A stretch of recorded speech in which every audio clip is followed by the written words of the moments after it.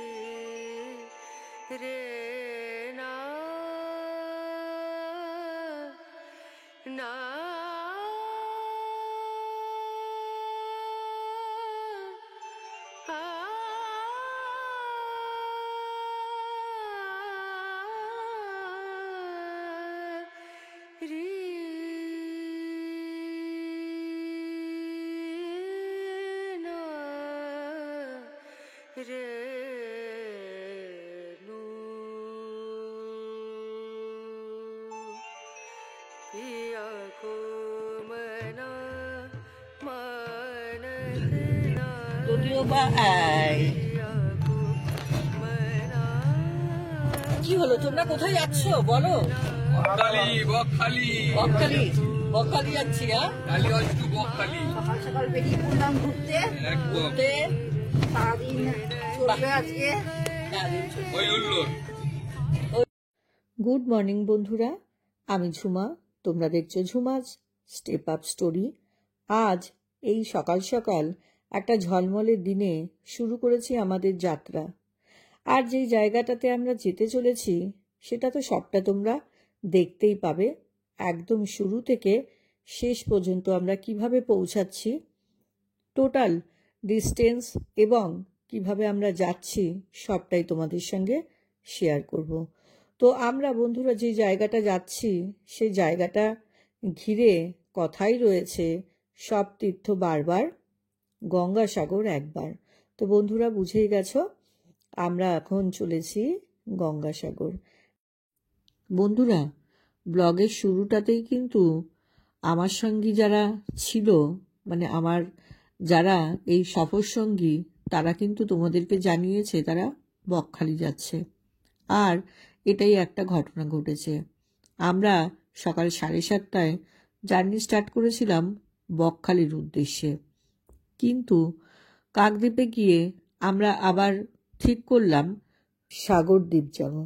বন্ধুরা ব্রেকফাস্ট করতে বসে আমাদের মধ্যে কথা হলো যে আমরা বকখালির ট্রিপটা ক্যান্সেল করে আমরা এখন সোজা পাড়ি দেব সাগরদ্বীপের উদ্দেশ্যে।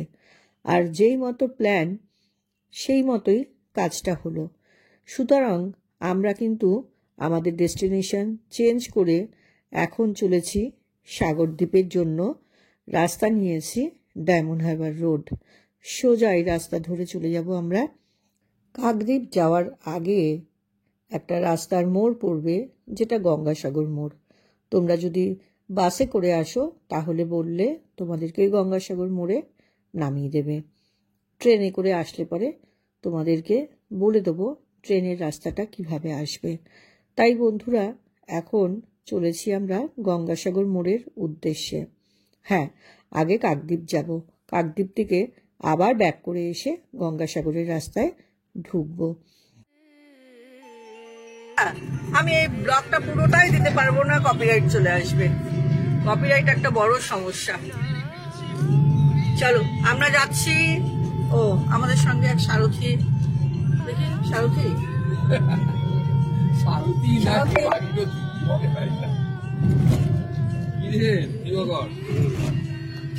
ভাগীরথী চাক্কাতে হাওয়া দেওয়া হচ্ছে।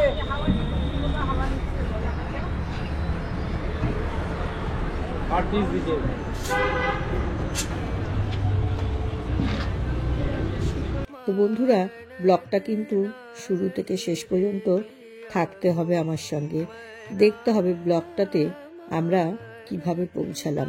কারণ এত সহজেই কিন্তু আমরা পৌঁছে যেতে পারিনি গঙ্গাসাগরে। তাই যারা প্রথমবার যাবে তারা কিন্তু অবশ্যই ব্লগটাকে ফলো করো। বন্ধুরা আমরা আজই গঙ্গাসাগর পৌঁছচ্ছি 4 হুইলারে করে। তবে তোমাদেরকে জানিয়েছি আগে, বাসে যাওয়ার যেমন অপশান রয়েছে, ধর্মতলা বা বাবুঘাট থেকে বাস ছাড়ে, সেই বাসেও আসতে পারো। এছাড়া শিয়ালদা থেকে নামখানার উদ্দেশ্যে যে ট্রেনগুলো ছাড়ে, সেই ট্রেনে করে তোমরা চলে আসবে। নামবে নিয়ারবাই স্টেশন কাকদ্বীপ। কাকদ্বীপ থেকে অটো বা টোটো করে চলে আসবে লট নম্বর 8 জেটিঘাটে। বাবুঘাট বাস প্ল্যানেট থেকে বাস সার্ভিস রয়েছে গঙ্গাসাগর যাবার। প্ল্যানেট থেকে তোমরা বাস পেয়ে যাবে, সেই বাসে করে চলে আসবে একদম কাকদ্বীপ যাওয়ার যে বাসগুলো, সেগুলোতে উঠবে, নেমে যাবে গঙ্গাসাগর মোড়ে। সেখান থেকে আবার একটা টোটো সার্ভিস পাওয়া যায়, যেটা 25 টাকা করে ভাড়া নেবে। একদম হারউড পয়েন্ট তোমরা চলে যেতে পারবে। আর সেখান থেকেই তোমরা একটু এগিয়ে গেলেই দেখতে পাবে লট নাম্বার 8 ফেরিঘাট। আবার তোমাদেরকে 9 টাকা করে টিকিট করতে হবে লঞ্চের জন্য। লঞ্চে করে মুড়িগঙ্গা নদী পার হয়ে পৌঁছাবে কচুবেড়িয়া। কচুবেড়িয়া থেকে বাস, অটো, শেয়ার ট্যাক্সি এইরকম ভাবে আরও 30 কিলোমিটারের রাস্তা অতিক্রান্ত করে পৌঁছাতে হবে সাগরদ্বীপে। তো বন্ধুরা, আমরা কিন্তু গাড়ি করে যেহেতু গেছি, আমরা কলকাতায় থাকি। সাউথ কলকাতা থেকে গাড়ি করে আমরা একদম সোজা চলে গেছি লট নম্বর 8। সেখানটাতে গাড়ি ওভারনাইট পার্কিংয়ে রেখেছি। তারপরে আমরা জেটিঘাটে গিয়ে সেখান থেকে টিকিট করে পৌঁছে গেছি সাগরদ্বীপে। তবে আগে থেকে যদি লঞ্চ ঘাটে যদি বুক করে রাখা যায়, তবে আগে থেকে অ্যাডভান্সে যদি ভেসেল বুক করা যায়, তাহলে গাড়ি নিয়েও পৌঁছানো যায়। তবে সেটা সময় নিয়ে বুকিং করতে হয়। আমাদের যাওয়াটা ঠিক ছিল না। আমরা উদ্দেশ্য করে বেরিয়েছিলাম বকখালি যাব, কিন্তু কাকদ্বীপ থেকে আবার আমরা ডিসিশন চেঞ্জ করে চলে গিয়েছি গঙ্গাসাগর। তো যদি আগে থেকে প্ল্যান থাকতো, হয়তো বুকিং করে ভেসেল বুক করে তারপরে আমরা সোজা গাড়ি নিয়ে চলে যেতে পারতাম। আরও একটা কথা বন্ধুরা, যদি কখনো গঙ্গাসাগর যাওয়ার প্ল্যান করো, তবে যেদিন যাচ্ছ সেদিন অবশ্যই গুগল থেকে দেখে নেবে যে লঞ্চঘাটের সার্ভিসটা, ফেরি সার্ভিসটা কি আছে। তা না হলে লঞ্চঘাটে গিয়ে কিন্তু বেশ ঝামেলার সম্মুখীন হতে হবে, মানে অনেকক্ষণ দাঁড়িয়ে থাকতে হবে। কি অবস্থা চেহারার! ওই মহিলাটা ঠেলেছে, ওই যে মাথায় লাল।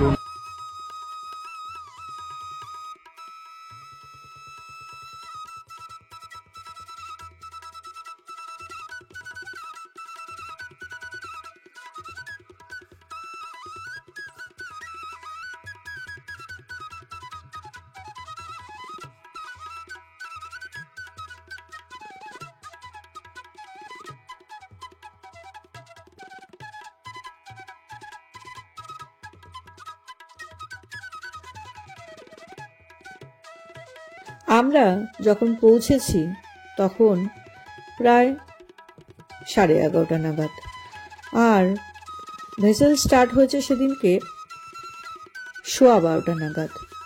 সকাল 8:30 পর্যন্ত ভেসেল চলেছে। তো ভাবো, লঞ্চ যদি 8:30 পর্যন্ত চলে, তারপরে প্রায় 12:15 পর্যন্ত এতগুলো প্যাসেঞ্জার, তার পিছনে গিয়ে আমরা পড়েছিলাম। প্রায় 2 ঘন্টার থেকে 2.5 ঘন্টা আমরা ওই লঞ্চ ঘাটে ভিড়ের মধ্যেই দাঁড়িয়ে সময় কাটিয়েছি। তাতে আমাদের মধ্যে যারা সিনিয়র পার্সন ছিল তাদের বেশ কষ্ট হয়েছে। এই কারণেই তোমাদেরকে এই সাজেশনটা দিলাম, যাওয়ার আগে অবশ্যই গুগল সার্চ করে ভেসেল চলাচলের যে সময়টা সেটা দেখে নিয়ে তারপরে বেরিয়েও। তো বন্ধুরা দেখো, কথায় কথায় আমরা অনেকটাই রাস্তা চলে এসেছি। বন্ধুরা, আমি তোমাদের বন্ধু ঝুমা। তো অনেকক্ষণ থেকেই বকবক করে চলেছি। এবারে একটু চুপ করে থাকবো আমি, আর তোমাদেরকে দেখাবো এই সুন্দর মুড়িগঙ্গার ভিউটা। তোমরা একটু এনজয় করো এই মুড়িগঙ্গার ভিউ, আর সঙ্গে সঙ্গে কেমন লাগছে ব্লগটা সেটাও কিন্তু কমেন্টস করতে ভুলো না। একটা কমেন্ট করলেই ভীষণ খুশি হব, আর যদি নাও পারো একটা মনে করে লাইক করে দিও। খুব ভালো লাগলে বন্ধু বা আত্মীয়দের সঙ্গে শেয়ার করতে পারো।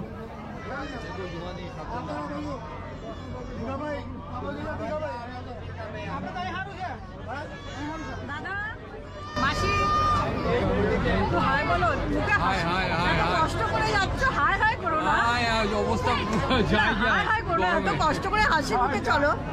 কষ্টে প্রাণ যায়। হায়, যা গরম পড়েছে।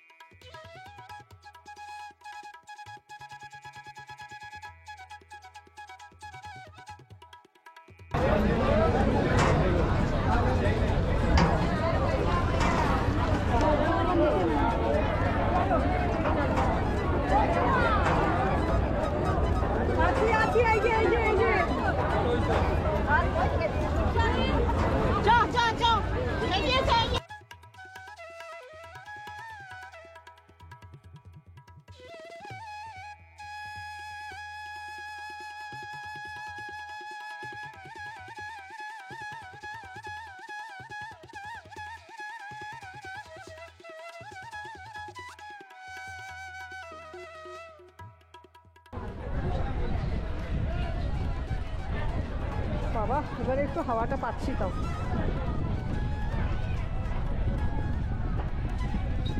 ফাইনালি পৌঁছালাম, 2 ঘন্টা দাঁড়িয়ে জেটিঘাটে। তারপর আমরা লঞ্চে আসলাম। এই দেখো লঞ্চ ঘাট। আবার এগুলো ওই পারে যাওয়ার জন্য রেডি হচ্ছে।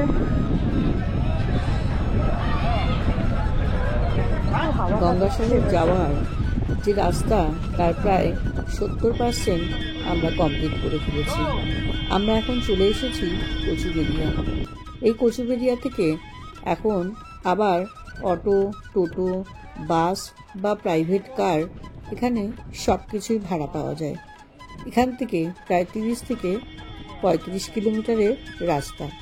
এবারে আমরা খুঁজে নেব কিসে করে যাওয়া যায় তার ব্যবস্থা। যেহেতু অনেক ভিড় হয়ে গেছে, তাই তোমাদেরকে ঘাটটার ভালো করে ঘুরে দেখাতে পারলাম না। প্রায় এখন 2 বাজতে চলেছে। সকাল সেই 7:30টায় আমরা ঘর থেকে বেরিয়েছি, এখনো পর্যন্ত পৌঁছাতে পারিনি। তাই সবাই খুব গরমে বিরক্ত হয়ে রয়েছে। আমি আর আলাদা করে দেখাতে পারলাম না এই ভিড়ের মধ্যে। এবার তোমাদেরকে দেখিয়ে দিই আমরা কিভাবে ব্যবস্থা করলাম গঙ্গাসাগর যাওয়ার জন্য গাড়ির। তো বেরিয়েই এখানে তোমরা চাইলে ডাব, আখের জল, আখের রস সবটাই বিক্রি হচ্ছে।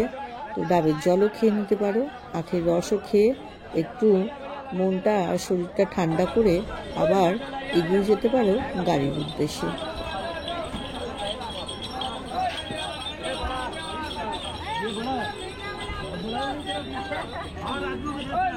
আখের রস কত করে? 10 টাকা 20 টাকা। 10 টাকা 20 টাকা। 20 రూపాయలు అంట ఇంత గ్లాసు బడా గ్లాసు। কচুবেড়িয়া ফেরিঘাট, এখান থেকে আমাদের কপিলমুনি আশ্রম যাওয়ার জন্য এবারে আমাদের ভ্যান ঠিক করতে হবে। টোটো, অটো, ভ্যান সব কিছুই পাওয়া যায়। দেখি এবারে গিয়ে, চলো দেখাই। এই হচ্ছে বেরিয়ে এই ফেরিঘাট থেকে বেরিয়ে এই এরা যায় না, এই টাটা ম্যাজিক গুলো কত করে দেখো না, শেয়ারে যাবে তো, এগুলো যাবে তো, এগুলো কি শেয়ারে যাচ্ছে? হ্যাঁ এগুলো কি? না না না এইটা এগুলো দেখো নাই, এগুলো ওই তো অটোটা ধরো, অটোতে জিজ্ঞাসা করো।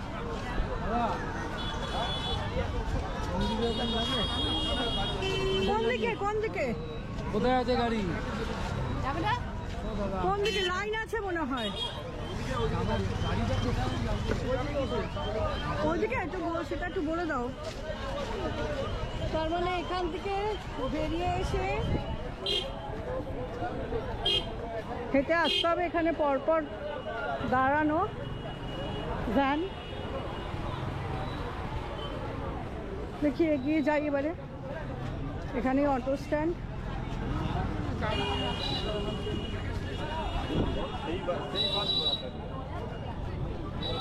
এদেরকে জিজ্ঞাসা করতে পারতে এই গাড়িগুলো।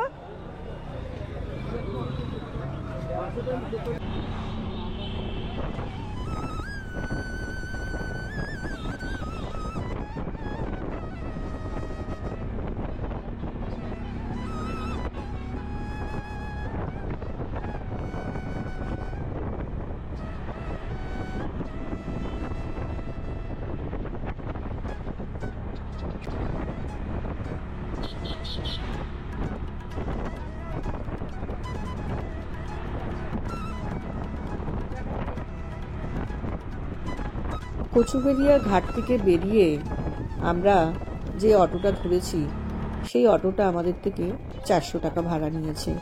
আমরা 5 জন ছিলাম। তো বন্ধুরা, পুরো অটোটাই আমরা রিজার্ভ করে এসেছি। এখানে যে বাস স্ট্যান্ড, এখানে আমাদেরকে নামিয়ে দিল। এই যে অটোটা, এটা আবার ভিতরে অ্যালাউ নয়। ভিতরে যে হোটেল বা আশ্রম ধর্মশালা যাওয়ার জন্য এখানকার লোকাল যে অটো বা টোটো, সেটাতে করেই যেতে হবে। তাই এখানে দাঁড়িয়ে আছি, আমরা আবার আর একটা টোটোর ব্যবস্থা করব। এখান থেকে আমাদের যে হোটেল, যেটাতে আমরা থাকছি আজকে রাত্রিটা, সেই হোটেলটাতেই কাটাবো। তার জন্য একটা টোটো ধরে নিলাম। 20 টাকা করে আমাদের ভাড়া নিল টোটো। আমাদেরকে পৌঁছে দিল আমাদের হোটেলের সামনে। ফাইনালি এখন প্রায় 3টে বাজছে, আমরা গঙ্গাসাগর এসে পৌঁছালাম।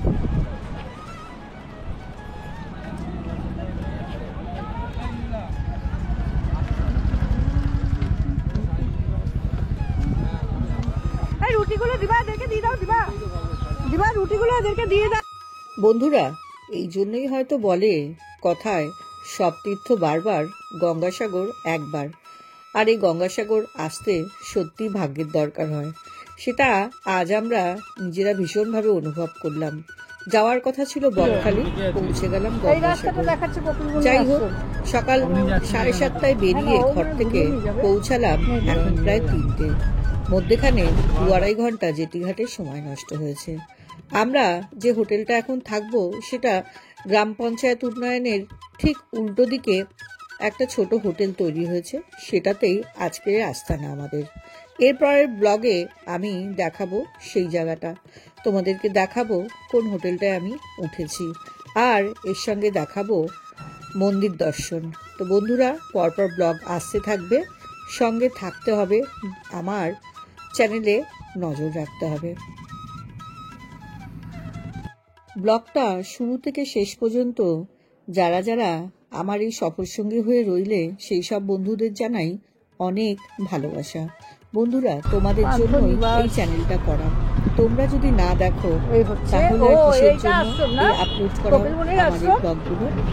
আচ্ছা, এটাই যদি মন্দিরটা। ভালো লাগে ব্লগটা, আবারও বলছি, একটু লাইক, একটু সাহায্য, একটা কমেন্ট এটুখানি করলে পরেই ভীষণ খুশি হই। মনে হয় যেটুখানি কাজ করতে পারলাম, সেটুখানির জন্য সার্থকতা পেলাম। তো বন্ধুরা, দেখা হবে এরপর আবার আর একটা নতুন ব্লগে। ততক্ষণের জন্য তোমরাও ভালো থেকো, সাবধানে থাকো। আবার নতুন আর একটা ব্লগ নিয়ে আমি চলে আসবো তোমাদের কাছে।